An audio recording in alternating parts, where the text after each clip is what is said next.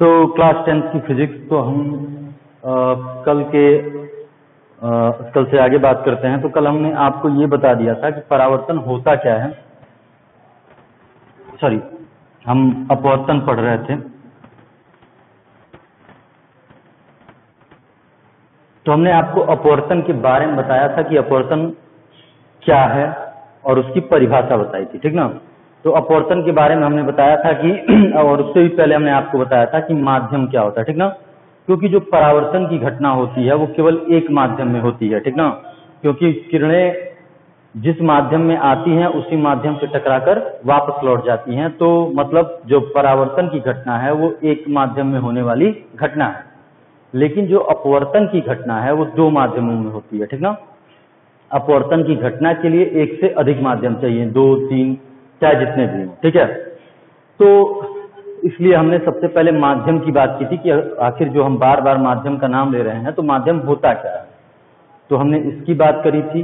फिर हमने माध्यम के दो रूप बताए थे, सघन और विरल, उसकी बात करी थी, ठीक है, कि सघन माध्यम क्या होता है और विरल माध्यम क्या होता है, ठीक है। उसके बाद हमने बात किया था कि अपवर्तन क्या होता है, ठीक। अपवर्तन की परिभाषा बताई थी हमने। उसके बाद अपवर्तन को हमने फिगर से ये भी समझाया था कि कब, चूंकि हमने अपवर्तन की परिभाषा में बताया था कि जब किरणें एक माध्यम से दूसरे माध्यम में जाती हैं तो अपने पथ से विचलित हो जाती हैं। प्रकाश संबंधी इस घटना को हम क्या कहते हैं, अपवर्तन, ठीक है। तो अब विचलन हमने बताया था कि दो तरीके हो सकता है, या तो अभिलंब की तरफ या अभिलंब से दूर। तो कब अभिलंब की तरफ होगा और कब अभिलंब से दूर होगा ये भी बताया गया था कि जब ऊपर विरल नीचे सघन हो, अर्थात जब किरण विरल से सघन में जाए तो क्या होता है, जो किरणें हैं वो अपने अभिलंब की तरफ विचलित होती हैं, और जब सघन से विरल में जाया जाता है तो किरणें अभिलंब से दूर हो जाती हैं, ठीक है। उसके बाद हमने अपवर्तन का एग्जाम्पल बताया था। मैंने बताया था कि काफी सारे एग्जाम्पल आप देखते हैं अपने डेली लाइफ में। जैसे अगर आप नहाने जाते हो तो आपकी जो बाल्टी होती है उसकी जो बॉटम ऑफ द बकेट होता है वो ऊपर दिखता है, ठीक है। ऐसे ही अगर टैंक है, टैंक अगर पानी का टैंक है वो भरा हुआ है पानी से, अगर उसको देखें ऊपर से तो उसकी भी जो तली होती है वो ऊपर दिखती है। पेंसिल को अगर आप डाल दें पानी में चाहे किसी ऑयल में तो वो टेढ़ी दिखती है। तो ये जितनी भी सारी घटनाएं हैं वो सब अपवर्तन के कारण होता है, ठीक ना। लेंस पढ़ा जाएगा तो लेंस में जो भी फिनोमिना होता है वो सब अपवर्तन के कारण ही होता है। तो लेंस से चित्र का बनना, इमेज का बनना भी अपवर्तन का उदाहरण है। तो हम बात करेंगे उसकी, लेंस वगैरह भी पढ़ेंगे। तो अपवर्तन हमने बता दिया था, ठीक। अपवर्तन कैसे होता है ये तो नहीं बताया था, लेकिन अगर जान लीजिए, अगर आपको जानना है अपवर्तन होता कैसे है तो फिर वही आप जब कक्षा 12th में जाएंगे और वहां जब आप ऑप्टिक्स पढ़ेंगे, प्रकाशिकी, उसमें एक चैप्टर आएगा आपका हाइजेंस का,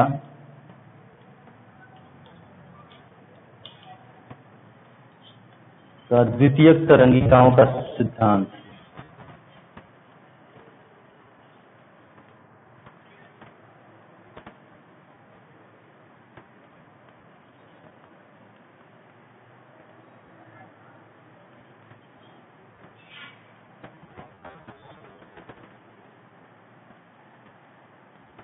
ठीक है। Secondary wave theory of Huygens जब आप पढ़ेंगे तो वहां पर आपको समझाया जाएगा कि परावर्तन कैसे होता है और अपवर्तन कैसे होता है। जब हाइजेंस महाशय प्रकाश को तरंग मानेंगे, ठीक है, और एक काल्पनिक माध्यम लेंगे ईथर का, ठीक है, और उसमें 3 नियम बताएंगे और उन्हीं 3 नियमों पे चलकर हम आगे अपवर्तन और परावर्तन दोनों की व्याख्या करते हैं। तो फिलहाल आपको ये जानने की जरूरत नहीं है कि अपवर्तन होता कैसे है। अगर उत्सुक हैं तो 12 में एक चैप्टर है हाइजेंस का, secondary wavelets theory of Huygens, वहां पर जाकर आप पढ़ सकते हैं। तो वहां पर आपको बता दिया जाएगा कि परावर्तन कैसे होता है और अपवर्तन कैसे होता है, ठीक है। इसके आगे हमने आपको एग्जाम्पल को समझाया था कि कैसे जो बॉटम ऑफ द बकेट या बॉटम ऑफ द टैंक होता है फुलफिल्ड विथ वाटर, वो कैसे ऊपर दिखता है, ठीक ना, फिल्ड विथ वाटर वो कैसे ऊपर दिखता है, इसको हमने प्रकाश के द्वारा, प्रकाश के अपवर्तन के द्वारा हमने आपको समझाया था। इतनी बात हो चुकी थी, इससे आगे बात करनी थी, ठीक है, तो इससे आगे आज बात करते हैं।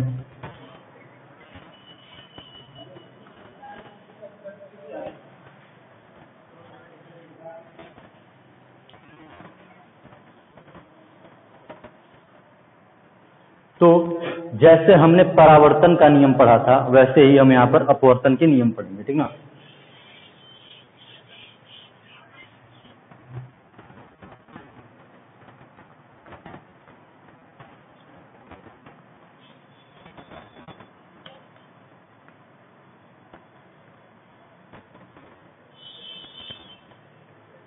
कहीं कहीं अपवर्तन के 2 नियम दिए जाते हैं, और कहीं कहीं किताबों में अगर आपको थोड़ा अपने लेवल से ऊपर जाकर अगर देखें आप, तो वहां पर प्रकाश के अपवर्तन संबंधी 3 सिद्धांत दिए होते हैं, 3 नियम दिए होते हैं, ठीक ना।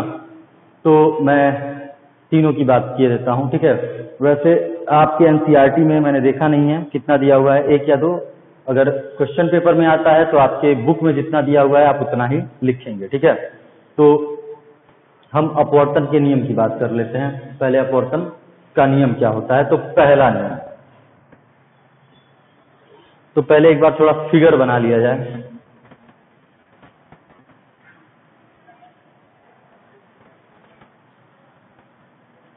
ये मान लीजिए कांच, एक मोटा कांच है, ठीक, ये क्या है, कांच।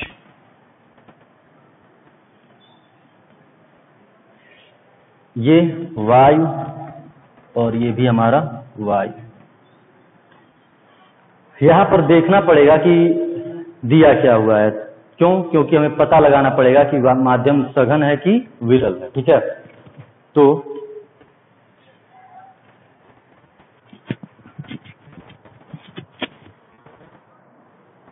वायु और कांच में वायु कौन सा माध्यम होगा, विरल, और कांच कौन सा माध्यम होगा, सघन। ऐसे फिर यहाँ पर वायु है तो कौन सा माध्यम हो जाएगा, विरल। लिख लेने से हमें कंफ्यूजन नहीं होगा, ठीक ना। और हमने आपको सघन और विरल माध्यम पहचानने के तरीके से पहले वाले क्लास में बताए थे, ठीक। तो देखेंगे क्या, कहां तक देखेंगे, एक प्रकाश किरण आएगी, कांच में घुसेगी, कांच में चलेगी, फिर कांच से वायु में जाएगी, ठीक ना। तो देखते हैं क्या होगा।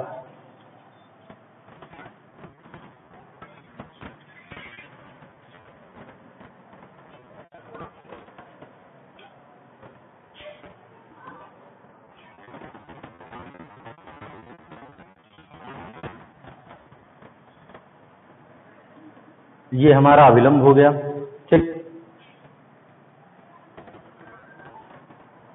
अविलंब आप जानते ही हैं, आपतन बिंदु पर खींचा गया लंब अविलंब कहलाता है, ठीक ना। ये आपतन बिंदु हो गया, और ये कौन सी किरण हो गई, आपतित किरण।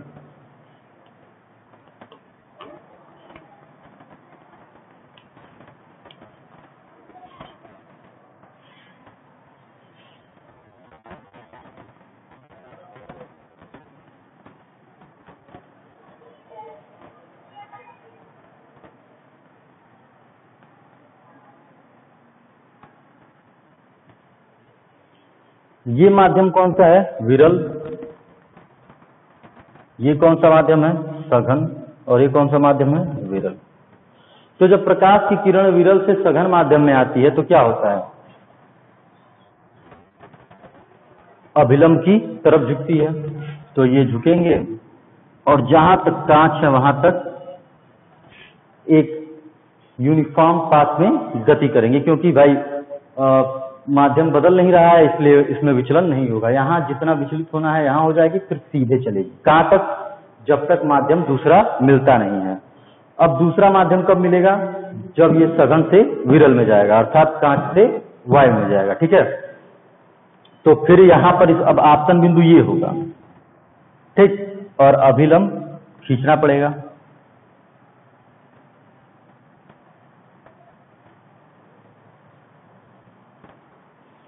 अब जाना तो चाहिए इसको सीधे, अगर क्या माध्यम नहीं होता, लेकिन माध्यम बदलता नहीं, अगर लेकिन यहाँ पर माध्यम बदल रहा है इसलिए ये किरण विचलित होगी। तो अब क्या हो रहा है, ये कहाँ से कहाँ जा रही है, सघन से विरल में, तो क्या होगा, ये अभिलंब से दूर हटेगी।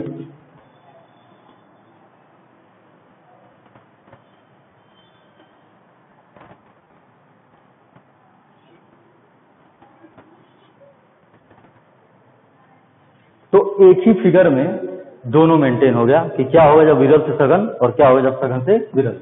तो विरल से जब सघन में जाएगा तो अभिलंब की तरफ, जब सघन से विरल में जाएगा तो अभिलंब से दूर। और ये कौन सी किरण कहलाएगी, अपवर्तित किरण।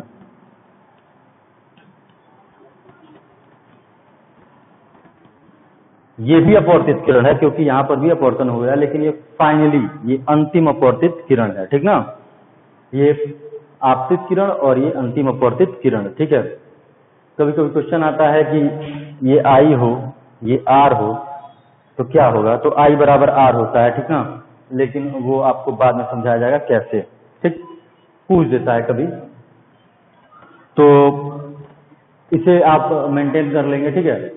तो अब हम बता रहे थे अपवर्तन का नियम, ठीक ना। तो अपवर्तन का पहला नियम देख लीजिए, जैसे परावर्तन का नियम पढ़े थे वहां यहाँ अपवर्तन का नियम पढ़ लेंगे। ऐसे ही आपतित किरण, अपवर्तित किरण और आपतन बिंदु पर अभिलंब। आपतित, अपवर्तित, परावर्तन में परावर्तित था, ठीक है। पहला नियम दोनों में सेम है, बस एक जगह परावर्तित किरण है और एक जगह अपवर्तित किरण है। तो आपतित किरण, अपवर्तित किरण और आपतन बिंदु पर अभिलंब तीनों एक ही तल में स्थित होते हैं। एक ही तल में स्थित होने का मतलब क्या है कि आप थोड़ा अगर पढ़ लें, इससे पहले अगर आपने पढ़ा हो, चाहे नहीं जाना हो तो जान लें। 3 प्लेन फिलहाल हम पढ़ते हैं, एक्स वाई जेड, ठीक है। 3 डायमेंशनल, हम कुछ भी देख रहे हैं 3 डायमेंशनल देख रहे हैं।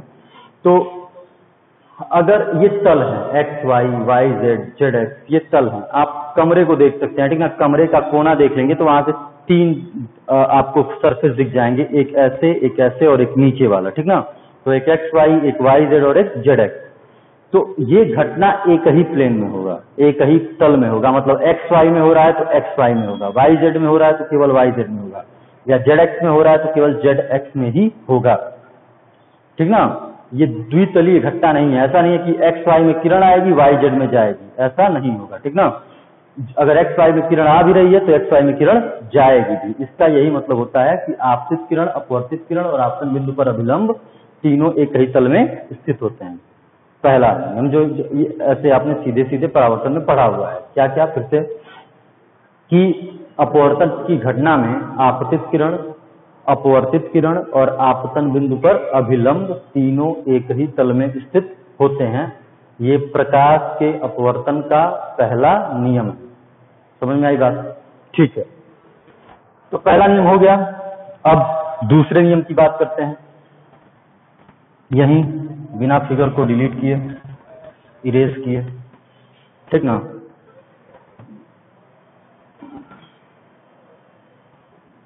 आपको ये समझ आ रहा होगा तो मेंटेन करने की जरूरत है नहीं।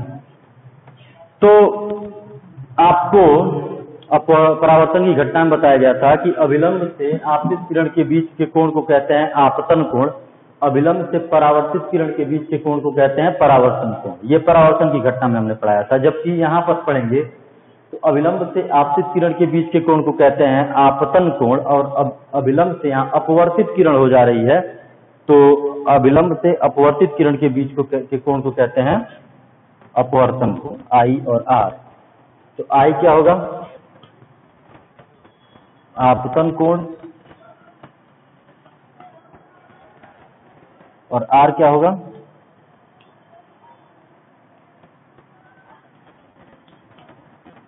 अपवर्तन कोण, ठीक है। दूसरे नियम में हमने प्रकाश के परावर्तन के दूसरे नियम में पढ़ा था कि आपतन कोण परावर्तन कोण के बराबर होता है, लेकिन यहाँ ऐसा नहीं होता है, ठीक ना।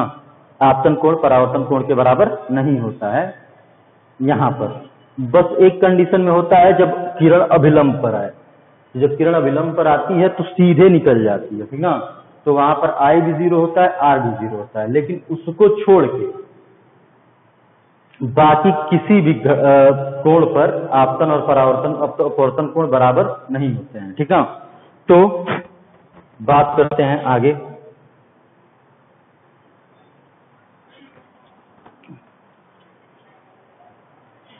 दूसरा नियम ये कहता है, अगर आपने ज्या पढ़ा हो ट्रिग्नोमेट्री में,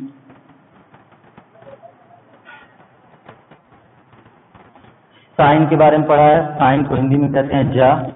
फिर आपने कोसाइन पढ़ा होगा, कॉस पढ़ा होगा जिसका फुल फॉर्म होता है कोसाइन, तो उसका मतलब कोस ज्या। ठीक ना, टैन को स्पर्शी कहते हैं। ठीक, तो साइन का मतलब होता है ज्या। अगर किसी कोण के आगे साइन लग गया मतलब उस कोण का ज्या। ठीक ना, तो दूसरा नियम ये कहता है कि आपतन कोण का ज्या मतलब आपतन कोण का ज्या मतलब साइन आई बटे अपवर्तन कोण का ज्या साइन आर, इन दोनों का अनुपात नियतांक होता है। इसे स्नेल का नियम भी कहते हैं। ठीक ना, अपवर्तन के दूसरे नियम को हम स्नेल का नियम कहते हैं। या स्नेल का नियम पूछा जाए या अपवर्तन का दूसरा नियम पूछा जाए, आप कहेंगे कि आपतन कोण की ज्या और अपवर्तन कोण की ज्या का अनुपात सदैव नियत होता है। इसे स्नेल का नियम या अपवर्तन का दूसरा नियम कहते हैं। ठीक है, तो साइन आई बटे साइन आर बराबर एन बराबर नियतांक। ठीक ना, अभी इतना ही जानिए आप, इसके बारे में अभी और चर्चा होगी। ठीक है, साइन आई बटे साइन आर बराबर एन, तो और इससे आगे हम बढ़ के चर्चा करेंगे। तो फिलहाल दूसरा नियम ये है कि आपतन कोण की ज्या और अपवर्तन कोण की ज्या का अनुपात सदैव नियत होता है। इसे स्नेल का नियम या अपवर्तन का दूसरा नियम भी कहते हैं। अब तीसरे नियम की बात, जो किसी किसी किताब में ही दिया होगा। ठीक ना, हर किताब में तो नहीं दिया होगा, एनसीईआरटी में दिया है कि नहीं आप देख लेंगे। अगर दिया है तो ठीक, नहीं दिया है तो आप नोट कर लेंगे और क्वेश्चन पेपर में आएगा तो आप 2 ही नियम लिखेंगे। ठीक है, अब तीसरा क्या कहता है,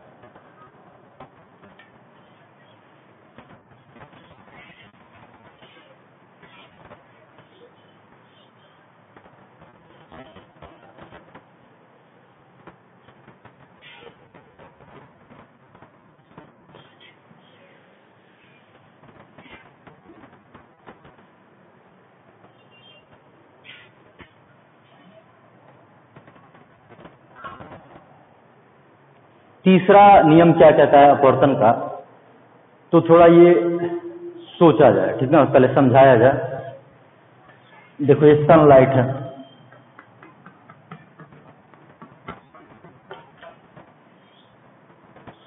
ये वायु है, सपोज कि ये जल है।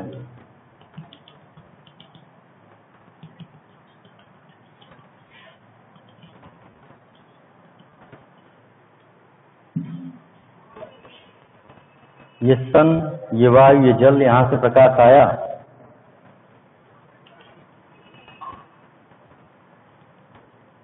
ये सघन, सॉरी ये विरल, ये सघन, तो अभिलंब की तरफ मुड़ के चला जाएगा। ये अपवर्तन हो गया। ठीक, क्या जब किरण एक माध्यम से दूसरे माध्यम में गया तो जो किरण का सोर्स था वो बदला? नहीं बदला। यहां भी ये सनलाइट था और यहां पर भी ये सनलाइट ही था। मूनलाइट तो हुआ नहीं, मतलब सनलाइट आया और वही रिफ्लेक्ट हुआ, चाहे वो रिफ्रैक्ट हुआ, परावर्तित हुआ या अपवर्तित हुआ। ठीक, तो अब तुम लोग 9 में पढ़े होगे फ्रीक्वेंसी,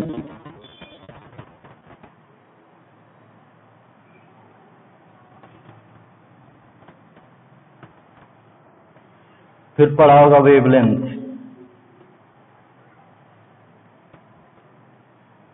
तुमने पढ़ा होगा पूरा का पूरा वेव, तरंग पढ़ा होगा आपने। और याद करिए कि जब हम प्रकाश स्टार्ट किए थे तो हमने आपको प्रकाश का गुण बताया था, और गुण में हमने ये बताया था कि प्रकाश के पास डुअल नेचर होता है, मतलब 2 तरीके का कैरेक्टर शो करता है। कौन कौन सा? एक वेव नेचर और एक पार्टिकल नेचर। वेव नेचर मैंने बताया था कहाँ कहाँ शो करता है, तो परावर्तन की घटना में, अपवर्तन की घटना में, इंटरफेरेंस पढ़ोगे, व्यतिकरण, डिफ्रैक्शन पढ़ोगे, विवर्तन, पोलराइजेशन पढ़ोगे, ध्रुवण, इन 5-6 घटनाओं में प्रकाश किस तरह बिहेव करता है? वेव की तरह, तरंग की तरह, हमने बताया था। कुछ घटनाएं ऐसी है जहां पर प्रकाश कण की तरह बिहेव करता है, फोटॉन्स जिसे कहते हैं। आप आइंस्टीन ने बताया था उसके बारे में, और वो आप जब 12th का चैप्टर पढ़ के आप निकलेंगे, ऑप्टिक्स जैसे से पढ़ते जाएंगे, तो आप पढ़ने के इस जब पोलराइजेशन खत्म होगा उसके जस्ट बाद आपको पढ़ना पड़ता है फोटो इलेक्ट्रिक इफेक्ट।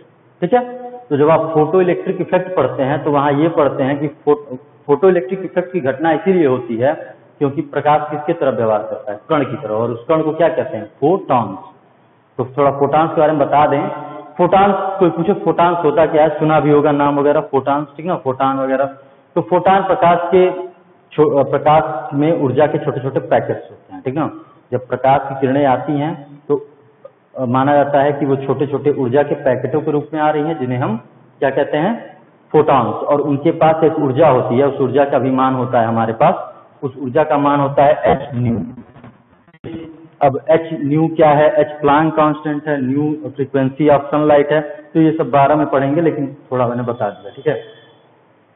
तो छोड़िए वो सब, हम तीसरे की बात कर रहे थे। तो हमने ये बताया था तुम लोगों को कि प्रकाश जो होता है कुछ फिनोमिना में, कुछ जो प्रकाश संबंधी घटनाएं होती हैं उसमें तरंग की भांति व्यवहार करता है और कुछ में कण की भांति। तो इसे कहते हैं कि डुअल नेचर ऑफ लाइट, ठीक ना, इसे कहा जाता है डुअल नेचर ऑफ लाइट।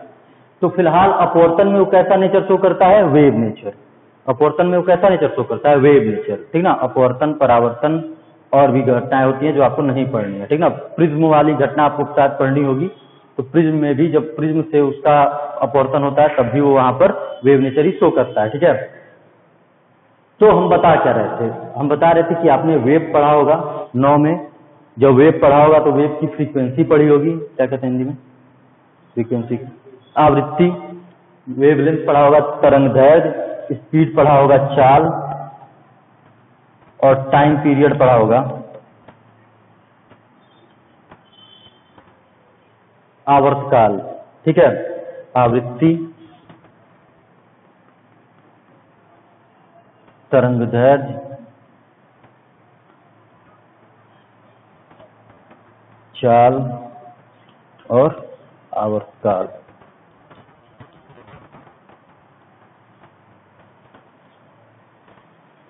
तो भाई हमारा सनलाइट भी एक वेव है, तो उसकी फ्रीक्वेंसी होगी, उसका वेवलेंथ होगा, उसका स्पीड होगा और उसका टाइम पीरियड होगा, ठीक।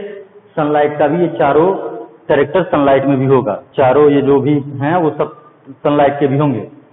तो हमें ये जानना है कि क्या सनलाइट जब एक माध्यम से दूसरे माध्यम में, चाहे कोई भी लाइट एक माध्यम से दूसरे माध्यम में जाएगी तो क्या परिवर्तित होगा और क्या नहीं परिवर्तित होगा, हमें ये जानना है, ठीक है। तो देखो, आवृत्ति जो होता है वो सोर्स का प्रॉपर्टी होता है, सोर्स का गुण होता है, स्रोत का गुण होता है। अगर स्रोत नहीं बदल रहा है तो आवृत्ति नहीं बदलेगी। यहां पर भी सनलाइट है, यहां पर भी सनलाइट है, क्या इस लाइट का सोर्स बदला? नहीं, तो इसकी आवृत्ति नहीं बदलेगी, ठीक। तो आवृत्ति नहीं बदलेगी।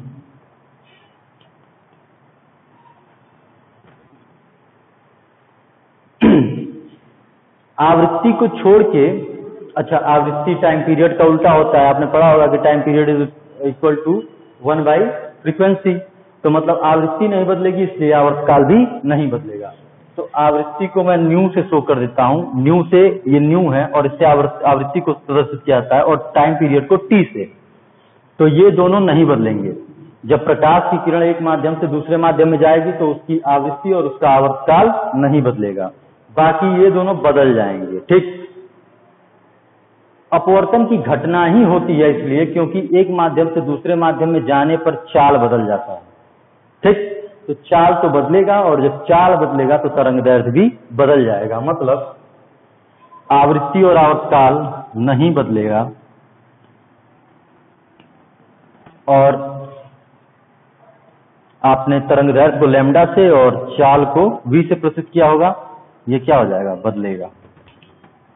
ये तीसरा नियम होता है कि जब प्रकाश की किरण एक माध्यम से दूसरे माध्यम में जाती है तो उसकी आवृत्ति नहीं बदलती है, आवृत्ति नहीं बदलती है, अर्थात टाइम पीरियड, आवर्तकाल भी नहीं बदलता है, और स्पीड और जो उसका चाल और तरंगदैर्घ्य होता है वो बदल जाता है। एक नंबर में पूछ सकता है कि जब प्रकाश किरण एक माध्यम से दूसरे माध्यम में जाती है तो ऑप्शन दे सकता है कि निम्न चार में से क्या नहीं बदलता है। आयाम भी पढ़ा होगा आपने, ठीक ना, आयाम, आवृत्ति, तरंगदैर्घ्य या फिर चाल, तो वहां पर आवृत्ति नहीं बदलेगी, ठीक है। या फिर आपसे एक सब्जेक्टिव क्वेश्चन पूछ सकता है आपसे बिना ऑप्शन दिए, आप वहां पर लिख देंगे आवृत्ति व आवर्तकाल नहीं बदलता है, केवल आवृत्ति भी लिखेंगे तो ठीक है, चलेगा। तो ये कहीं कहीं ये तीसरे नियम के रूप में दिया गया होता है, आप देख लेंगे कि आपकी किताब में तीसरे नियम के रूप में दिया गया है या नहीं, ठीक है।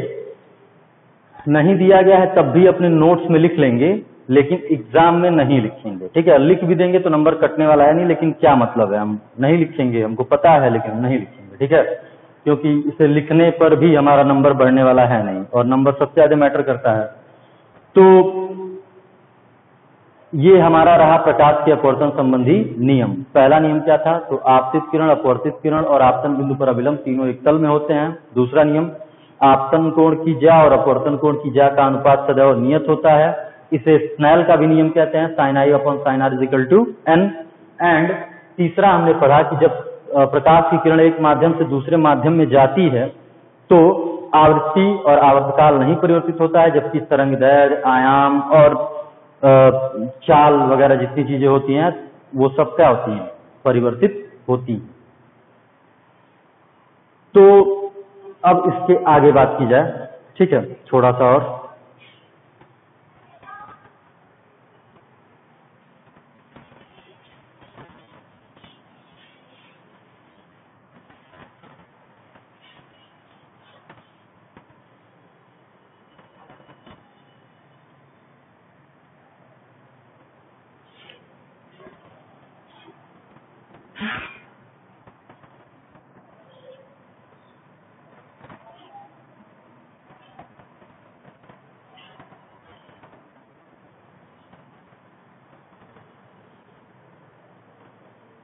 अगर ऐसे फिगर देके पूछ दिया जाए बताइए कौन विरल होगा कौन सघन, तो आप बता सकते हैं, ठीक ना भाई। ये किरण ऐसे, ये जो एरो का निशान है वो बनाया जाता है, वो बनाना इंपॉर्टेंट है भी, इससे ये पता चलता है कि किरण कहाँ से आ रही है और कहाँ जा रही है। तो आ रही है इस माध्यम से, जा रही है इस माध्यम में, ठीक है। तो आई किसमें, तो हम जानते हैं कि जब विरल से सघन में आती है तो अभिलंब की तरफ मुड़ती है। ये जाना ऐसा चाहिए था लेकिन मुड़ गया इधर, तो अभिलंब की तरफ मुड़ गया, यानी ये विरल और ये सघन, ठीक। अच्छा, हमने तीसरे नियम में पढ़ा कि चाल बदलता है, तो मान लीजिए कि इसमें चाल है v1 और इसमें चाल हो गया v2। भाई चाल बदलता है, ठीक ना, जब प्रकाश की किरण एक माध्यम से दूसरे माध्यम में जाती है तो चाल परिवर्तित हो जाती है, ठीक ना। तो यहाँ मान लीजिए इसका चाल है v1 और यहाँ चाल है v2। तो जो हमने स्नेल का नियम पढ़ा n बराबर, वो हमने क्या बताया, sin i बटे sin r, ठीक है। जब हम हाइजेंस पढ़ेंगे तो ये ऐसे नहीं आता, ये आता है v1 बटा v2 बराबर sin i बटे sin r। मतलब वास्तव में जो अपवर्तनांक होता है, इस नियतांक को हम अपवर्तनांक भी कहते हैं, ठीक ना, सॉरी हम बताना भूल गए। n को हम नियतांक तो कहते हैं और उस नियतांक को क्या कहते हैं, अपवर्तनांक। मतलब sin i बटे sin r बराबर नियतांक, और उसी नियतांक को क्या कहा जाता है, अपवर्तनांक, माध्यम का अपवर्तनांक। इसके बारे में और बात करेंगे कल, ठीक है, अभी फिलहाल इतना ही। तो n बराबर v1 बटे v2 बराबर sin i। वास्तव में जो अपवर्तनांक होता है वो चालों का अनुपात होता है, प्रथम माध्यम में चाल बटे द्वितीय माध्यम में चाल, ठीक ना। तो n बराबर, अब आपने पढ़ा होगा 9 में चाल और तरंगदैर्घ्य में संबंध, तो v बराबर क्या पढ़ा होगा आपने, n लैम्डा, ठीक, पढ़ा होगा आपने। तो v1 बराबर क्या हो जाएगा, अब n तो परिवर्तित हो नहीं रहा है, इसका भी n है, ये भी आवृत्ति n है, n क्या है, आवृत्ति है, चाहे इसे म्यू कह लीजिए।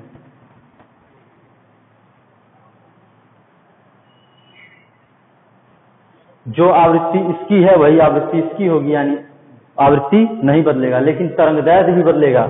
यहाँ तरंगदैर्घ्य λ1, यहाँ तरंगदैर्घ्य मान लीजिए λ2।